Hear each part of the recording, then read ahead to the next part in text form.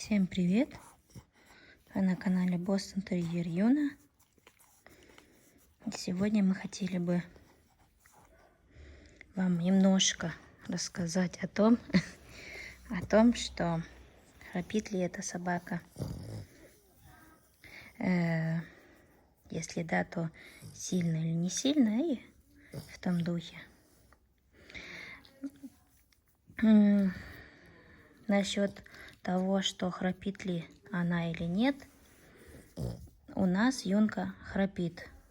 И вот когда она, например, лежит на спине, она храпит, и вот сейчас он будет играть, она будет хрюкать. Хотя вот у нее носик подлиннее, да, есть Бонстоны носик совсем короткий или почти его не видно. А у Юнки носик подлиннее, и все равно она храпит. Или когда не спит, например, лежит на спине, и вот я ее дразню всяко, и она может похрюкивать. Вот не сильно хрюкает там или что, но похрюкивает. Храпит она только тогда, когда она лежит на спине, или как-нибудь лежит, что у нее вот так вот как-нибудь голова кверху, вот так, Юна, вот так вот, например, как-нибудь голова кверху, или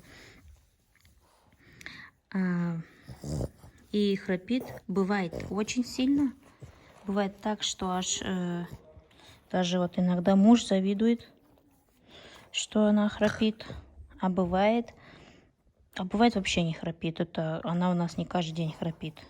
Бывает и даже вот так.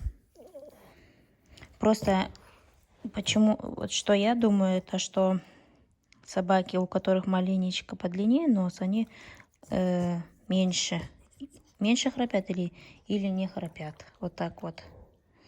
А у кого, конечно, носика